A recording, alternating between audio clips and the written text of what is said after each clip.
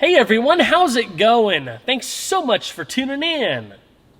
Today I'll be doing some audio system upgrades to our 2004 Cadillac Escalade. I've been wanting to change out the original head unit for a while to something more modern so I can connect my phone, be able to have hands-free calling, audio streaming, navigation, and I'm going to install a backup camera so it's a bit easier when trying to connect to a trailer and whatnot. There are so many radio options out there nowadays that trying to find the right one can be really overwhelming. I just set out to find a nice double din unit, and then I saw there was all these floating tablet style touchscreens now ranging from like 8-inch to 14-inch, just all sorts of different stuff. And I've seen people install those big floating tablets in GMT 800s, and while it is super modern and nice, having a bigger display and whatnot, I just didn't like the idea of having the column shifter here and taking the chance of running your hand into it all the time. And plus, I really like the clean flow of this dash, and obviously having that right there would just kind of take away from that. Double DINs are extremely easy to install into these, and there's different ones that have different aesthetics and stuff, but you can get some really nice looking ones that have a very factory-ish look. Trying to go for clean here, so that was the goal. So primary objective for this video is to get the new radio installed and all adapted accordingly so all the steering wheel controls work and all that fun stuff. But what I'm really excited about is adding some bass in the back without taking up any cargo space. But before I forget, I wanted to make mention that none of the products that you see in this video have been sponsored. This is all stuff that I went out and bought, stuff that I just like. Not too long ago, I set up an Amazon store and already put some Escalade parts and stuff from a couple other videos, but I've added everything that you see in this video, aside from some of the factory parts, to my Amazon store. So if you want to learn more about any of the stuff that I'm using, you can check out the link down in the description box below. Anything that you purchase through that link, whether it be Escalade related or not, I'm able to earn some commission off of it, and it just helps support the channel and hopefully some future Escalade videos. A big thanks to those of you who have already shown your support through the affiliate link. It really truly means a lot. As always, there's a whole lot of stuff to do, so let's kick things off with the radio, and I'll show you what I'm working with, and then I'll start getting into the dash. Now, for anyone curious, there are services out there that will rebuild one of the original radios, because as you can see, I've got paint flaking on the knobs. There are some burned out lights and stuff in there, and you can have them upgraded with like aux jacks or Bluetooth modules and stuff, but for what that costs, it's not cheap. It just makes more sense to put a newer radio in it. It is going to be a little sad though, because it's kind of like a tech holiday getting in this versus all the other newer vehicles that I test out, being able to just have something simple. But there's a CD jammed in the top CD player. The bottom changer works, which is nice, but the radio stations around here honestly kind of suck, and I just want to have a taste of modern without going ridiculous. The radio that I ended up getting is a Sony XAV AX3700. I've had a Sony radio before, and I just really like how clean the radios look compared to some other competitors. Like I said, this was not sponsored. I just really like this radio. This has a 6.95-inch touchscreen. It has some physical buttons on the bottom, which is really nice, and it has a pretty compact chassis. So compared to some other double din units out there, it doesn't have a giant box on the back. It's basically like almost kind of like a single din size. So again, super compact, really nice touchscreen. It is capacitive touch, but it has an anti-glare display. There are a lot of double din radios that have like touch buttons and stuff, and I've used some of those in the past as well, but I'm so sick of touch screens for the most part. So this is a nice blend of both worlds. You got high quality, nice feeling buttons down here, very clean, but and also an uncluttered screen and as much screen as you could fit into this space. So I'm excited. To kick things off, I have to pull off the dash bezel, so shifter goes all the way down, steering column goes all the way down. Be very, very careful if you have an Escalade. These are extraordinarily brittle. This one is already completely broken all the way across in multiple spots. I have a nice, like, mint condition replacement one to go in here one day when I get to doing some more of my restoration work that I want to do. But just be extraordinarily careful, because if you haven't taken these off before, it is a high likelihood that they will crack. Just go very slow, light pressure, try to distribute that pressure all the way around, and it should come off like that.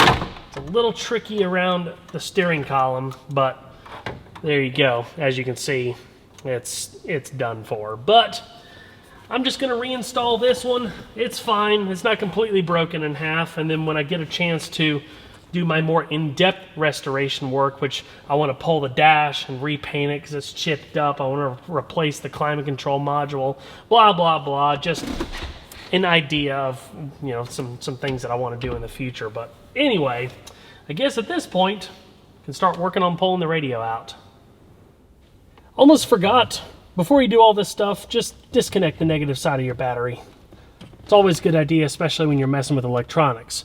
When you pull the radio out, more than likely the antenna cable is going to pull out from the radio. That's fine. There's just two big connectors on the back of here, a gray one and a blue one. Just press the tabs and pull them on out. There we go. Easy. Fortunately, the bulk of the wiring is really straightforward as long as you have one of these radio replacement interface kits. This is from PAC, part number RP5-GM11. So there's a variety of harnesses. I still need to figure out where stuff goes. But this incorporates the aftermarket radio with the majority of the original electronics. So like the 6-disc CD changer that's down in the center stack, that's not going to work anymore, unfortunately, because it's directly controlled off of the original head unit. But with this installation kit, it comes with a little pocket, so I can remove the CD changer, put a pocket in for a little bit of extra storage. But got a variety of harnesses, chime module, interface module, all this fun stuff. But steering wheel controls, the warning chimes, and the Bose amplified audio system will all be tied into everything, so it's all going to work. It even says it incorporates the OnStar system, which I think this one's probably too old to be reactivated, but still, that's pretty cool. Rather than using butt connectors, I'm just going to go through the extra effort of doing some proper solder joints. That way I know I've got the best connections possible.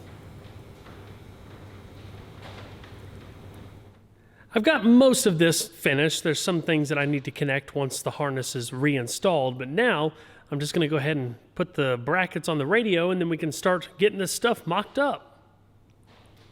This mounting kit is designed to be used with all sorts of different GM vehicles, and depending on which one, it tells you various tabs that you have to cut off and what you will use and not use and how to put it all together. So I see what I got to cut off here, so just use the Dremel and knock it out.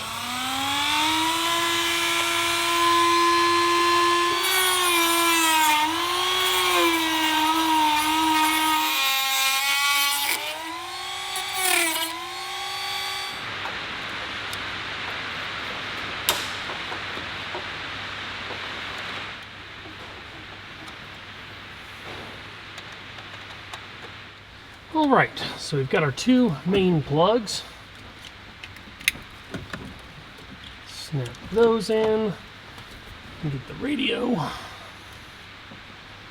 Let's see. Got our main plug here, and then the steering wheel control. I've got the remote on, tapped together just temporarily, and yeah, we should be able to power it on and check it out.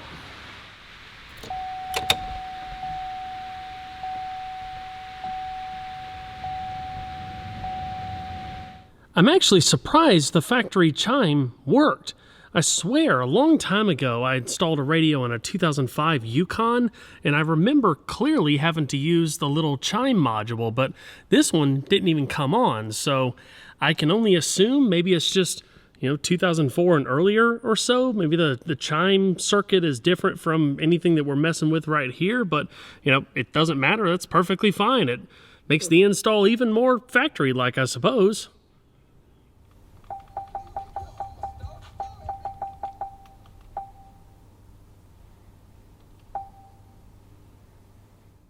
Everything seems to work great.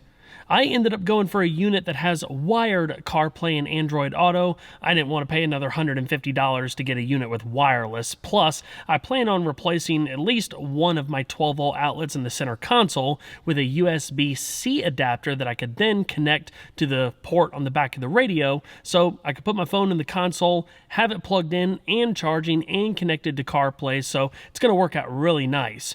And the steering wheel controls work great too. I'm going to go ahead and pull the center console trim off because I have to install that pocket, and the more I look at it, I'm not sure if it's the right one for this setup, but it's kind of like the dash bezel. It's obviously older plastic, so just be careful how you pull it and try to pull it off as evenly as you can. It's definitely tricky. You can't take the bin out until you take this section of console out because there's two Phillips heads hiding underneath, and then I ended up having to take the lid off anyway because of this lip that rounds around. I just couldn't pick it up around. Plus, there's a little lip right here that goes underneath the back of the console, so it's a bit of a pain, but made it work. Just as I was wondering, this is actually for a pocket underneath a single DIN radio, not a pocket to replace the CD changer, because obviously it's a little too narrow and needs to be able to screw into here, so I'm going to do a little bit of digging, see if I can track one of those down.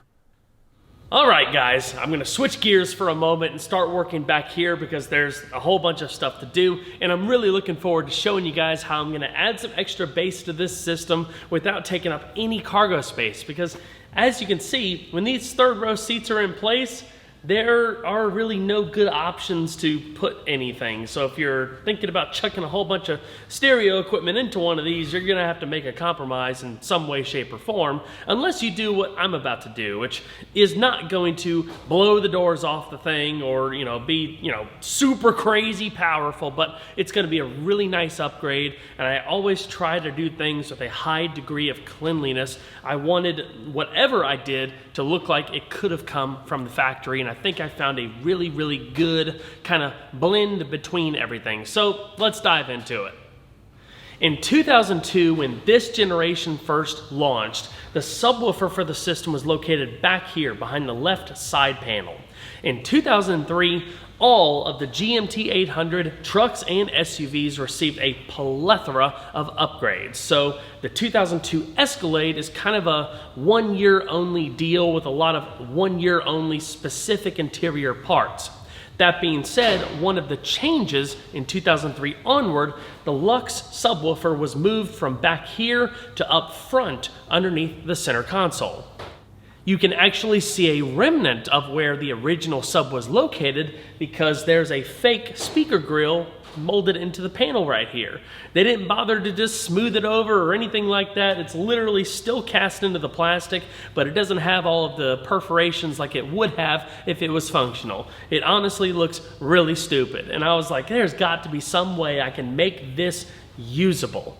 In comes Facebook Marketplace. I just so happened to find a dude within an hour from me that was partying out a 2002, believe it or not, with the same shale interior color, so I went and got his left side panel with the functional speaker grill. I did not want to try to attempt installing another Lux subwoofer because it looks extremely complicated. Whether it actually is or not, it doesn't matter. I don't really care. It's not what I wanted to do. I went with a more simpler route. So Tahoes, Suburbans, Yukons, blah, blah, blah, that had the higher end Bose audio systems. They didn't have the Lux, but they did have a subwoofer. It was just a single 8-inch subwoofer in this plastic housing that attached to the inside metal structure behind this left side panel. It's just a 2-wire feed into there. I'm sure it was powered either off the radio or some amplifier somewhere else in the vehicle, but it's an extremely simple setup. So I've got all of the pieces from the junkyard, from the Tahoe, to do all the other stuff. And yeah, it's a whole bunch of moving pieces to this. So I'm just gonna go ahead and start pulling this stuff out and wing it.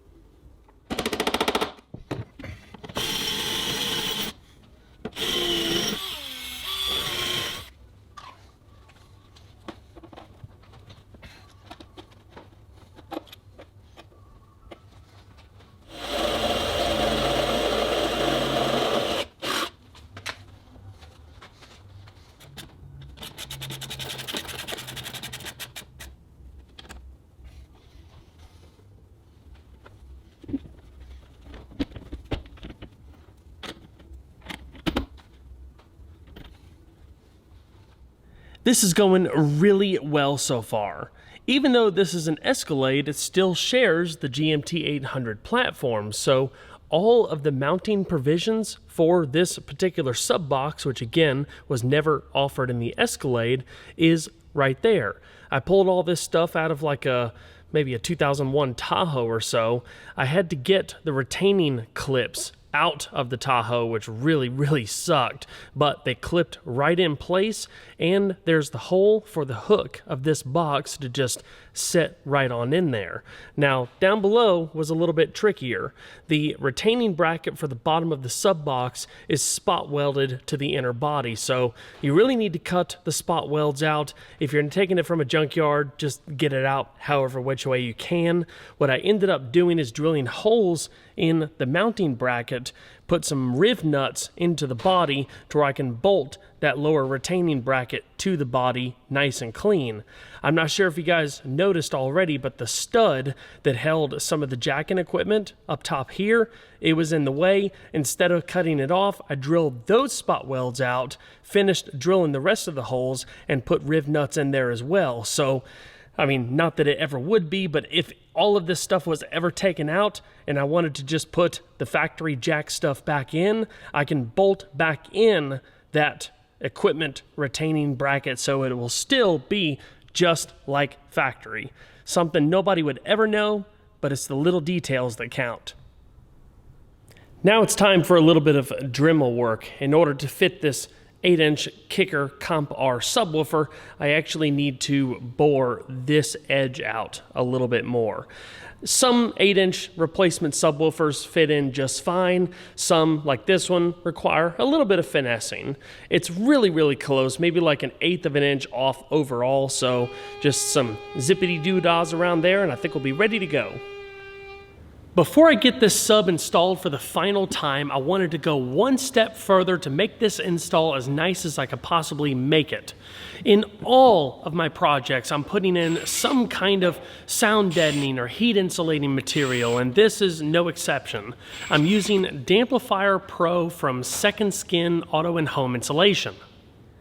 They make a wide range of very high quality products, and I've had the fortune of working with them officially on a variety of YouTube projects over the years. Plus, they're basically right down the road from me, so it's always good to support local. Plus, they're just really good folks. The mats are pretty straightforward to install. My biggest suggestion is to wear gloves because there is foil on one side, so you don't want to take the chance on cutting yourself.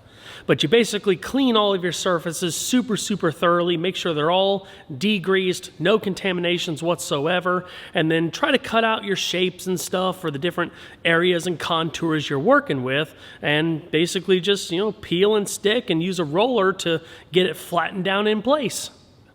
In short, I'm trying to prevent excess vibration transfers through the vehicle's structure to hopefully also guard against any annoying creaks and rattles and just stuff of that nature.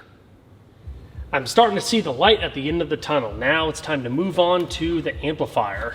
Now, this is always something really cool that Kicker includes.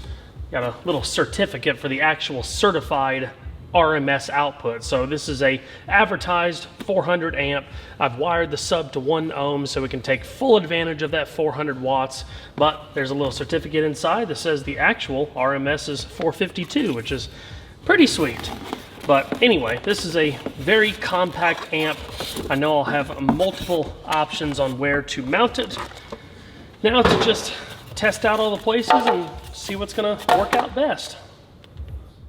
I've got the placement for the amplifier figured out, and I've already started running my wires, so let me show you guys where I'm at so far. The main power wire for the amplifier is run to that junction block with the red cap on the side of the alternator bracket. It's then loomed and attached to the battery positive cable. Then it runs up inside the inner fender and then through a small hole in one of the grommets in the firewall. From the firewall, I went down the crevice of the kick panel, and fortunately there are these really nice wire organizing trays in each of the door sills. So the wire loom closest to me with the red and blue wires, that's my main amplifier power and the remote turn-on wire that I just wrapped together. Now in the other channel closest to the seat, there's another red wire with the braided loom. That's my RCA cables. Typically you don't want to run your signal cables right on top of your power cables because you can get the risk of having interference in your speakers. I'm pretty confident that this will work out just fine. Time will tell, but I really like how all of this is separated, and I think it's going to work out okay. Similar story back here. There's no wire organizing tray, but it's really easy to keep the power and the signal wires away from each other. And obviously this is where the wiring comes out. I still have to run the wiring for my backup camera.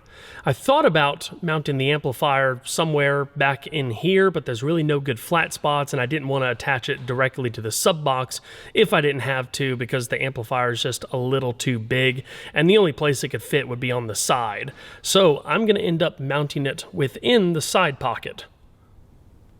Here's the side pocket. The amplifier fits perfect with plenty of room to spare. I figured this was the most natural place to put it because it's going to give me super easy access if I ever need to make any kind of adjustments without having to pull the entire panel back off. All I have to do is drill a small hole to pass my wires through. Plus, the amp sits on a little rubber mat. I just finished installing the backup camera. This is actually the second time I've used this particular one, and I really like it. It's a good value, and it's actually an all-in-one piece, so you have a license plate frame and camera built into the same housing. You can change the angle of the camera. There's some LED lights which come on with the camera, which is really nice at night when you're pulling up to a trailer.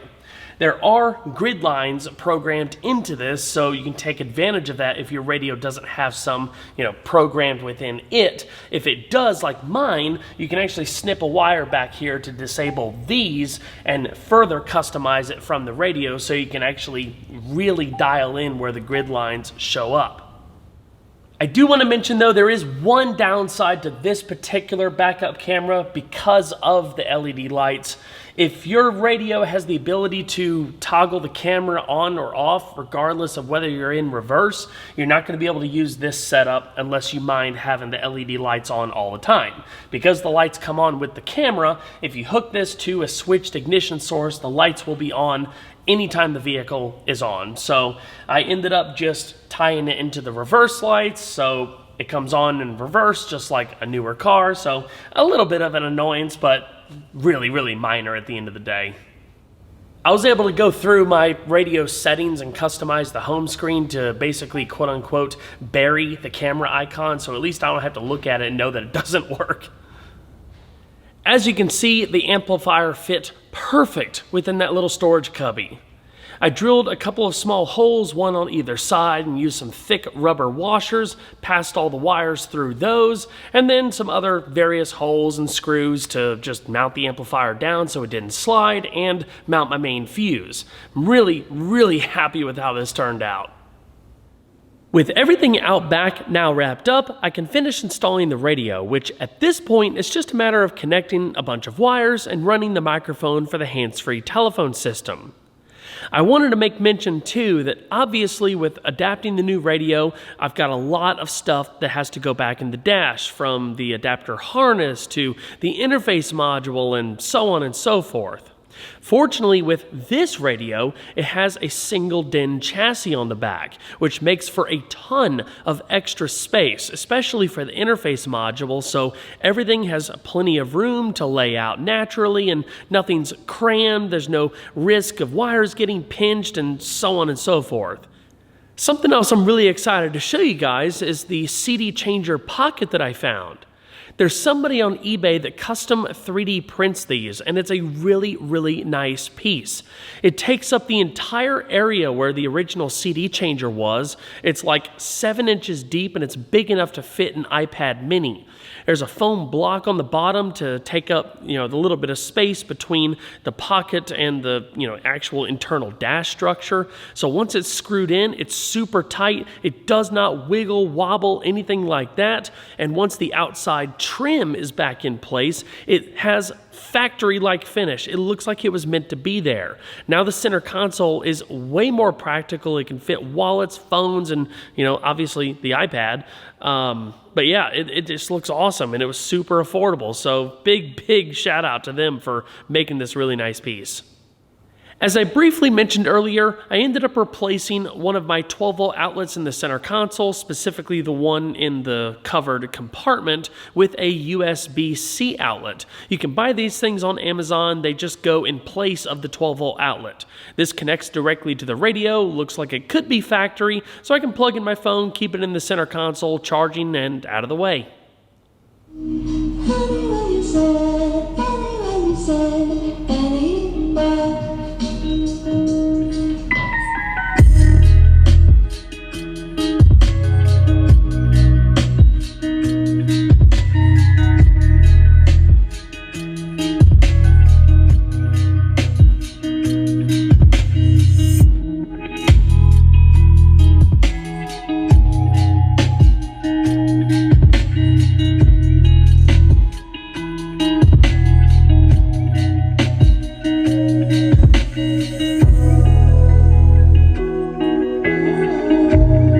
Like I said, this setup isn't going to blow the doors off the thing, but it really rounded out the system nicely.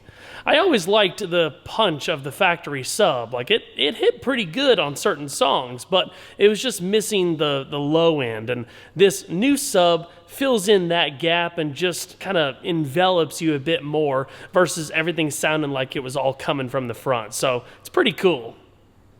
Well, everyone, that's going to wrap it up for this video. I'm not going to worry about putting the rest of the interior back together because since I'm already partially torn apart, I'm just going to start segueing into the other interior restoration stuff that I wanted to do. I'm not driving the Escalade anyway, so now is a really good time to kind of feed it into my workflow. So I'm not sure when the next piece of content will come out. But of course, keep an eye on all of my social pages and I'll let you guys know as soon as I know. But if you haven't subscribed already, definitely consider doing so, and don't forget to turn those notifications on. Of course, if you enjoyed the video, don't forget to leave a like down below because it really helps the videos a lot. I'll see you guys on the next one. Take care.